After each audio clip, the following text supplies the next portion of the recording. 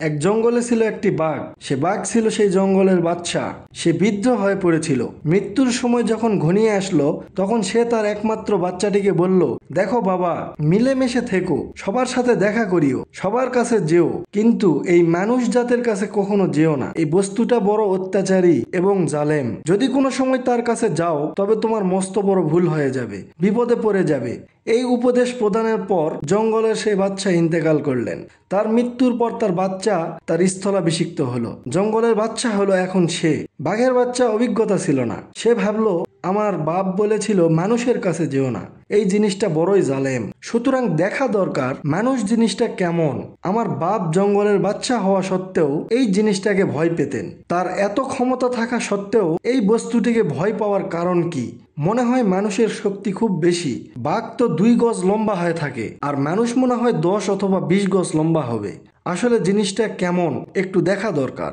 কিন্তু তার আশেপাশে যে সকল জীবজন্তু বাস করত, তারা বলল, দেখো ভাই, বড়দের উপদেশ মানতে হয়। বাপ বলেছিল মানুষের কাছে যেও না, এইটা বড় জালেম জিনিস, সুতরাং তুমি মানুষ দেখার ইচ্ছা করিও না, কোনো না কোনো বিপদে পড়ে যেতে পারো। সে বলল, তা হবে কেন ভাই, কমপক্ষে একবার দেখে নেওয়া উচিত এই জাতটা দেখতে কেমন। বাপের উপদেশ সে মানল না।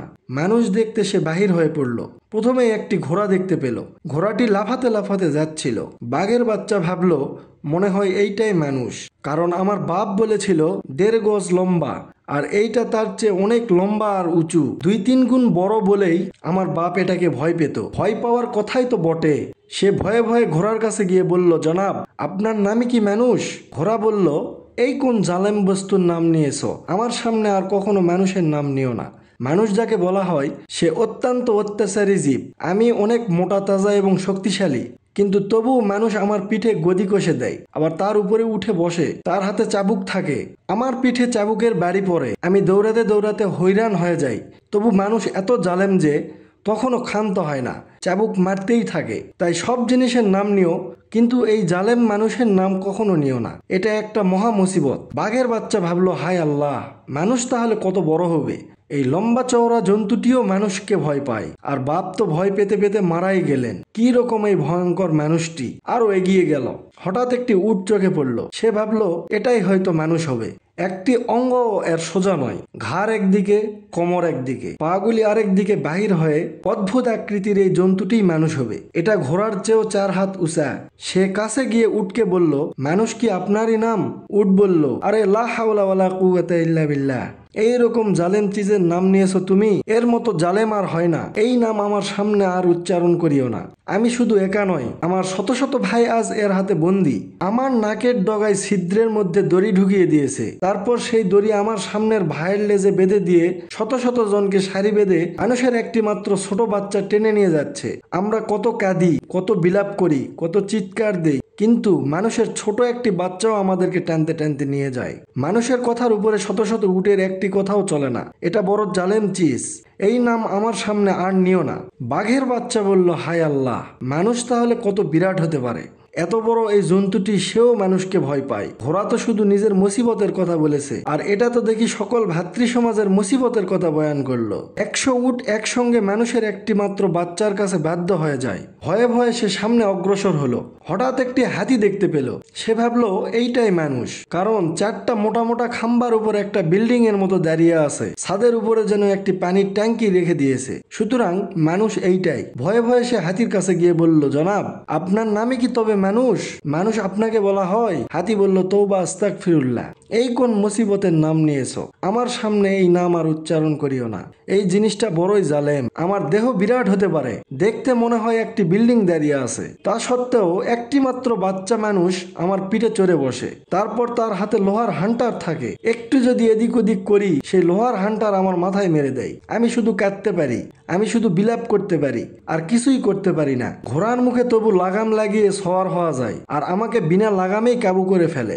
লাগামও নাই, আবার নাকের ডগায় দড়িও নেই, তবু আমি মানুষের কাছে বাধ্য হয়ে পড়ি। এই মানুষ একটা আজব চিজ। বাঘ বলল, হায় আল্লাহ, মানুষ তাহলে কোন জিনিসকে বলবো? যাকেই দেখি সেই মানুষকে ভয় পাই, মানুষের নাম শুনলে কেঁপে ওঠে, আর বলে মানুষ বড়ই জালেম চিজ। আমি এখন কোথায় যাব?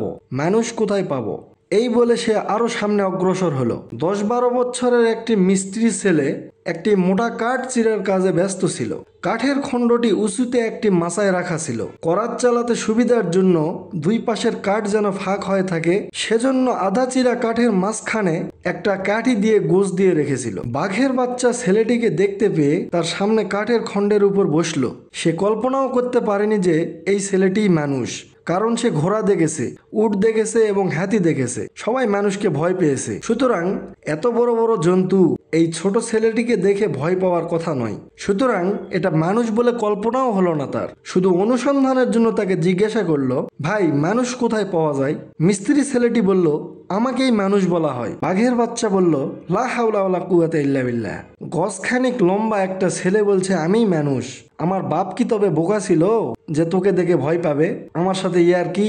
এক থাপ্পড় মেরে তোর কাম সারা করে দেবো এক্ষুনি। ছেলেটি ভাবলো, হাজার হলেও এটা বাঘ, এর সঙ্গে শক্তিতে পারা যাবে না, তর্ক করেও কোনো লাভ হবে না। বুদ্ধির জোর না হলে শক্তি দিয়ে এর কাছে প্রাণে বাঁচা যাবে না। সে দেখলো যে কাঠের খণ্ডটি সে চিরার সময় একটা গোছ ঢুকে দিয়েছিল, বাঘের লেজটি তার ফাঁক দিয়ে ঢুকে নিচের দিকে ঝুলে আছে। সে বলল, বাঘমশাই, আপনি সব কিছুই করতে পারেন, আপনি জঙ্গলের বাচ্চা, আপনার কাছে শক্তি আছে, আমার শক্তি নাই, তাই এই গোষ্ঠী আমি খুলতে পারছি না। যদি আপনার শক্তি দিয়ে এই গোষ্ঠী খুলে দেন তবে আমার বড় উপকার হয়। বাঘ বলল, এটা আবার কোনো কাজ নাকি? এই বলে সে একটা থাবা মেরে গোষ্ঠী খুলে ফেললো। আর অমনি দুই দিক থেকে চিরা কাঠ চেপে এসে বাঘের লেজ আটকিয়ে ফেললো। বাঘের বাচ্চা চি চি করতে লাগলো, লেজ আর ছাড়াতে পারলো না।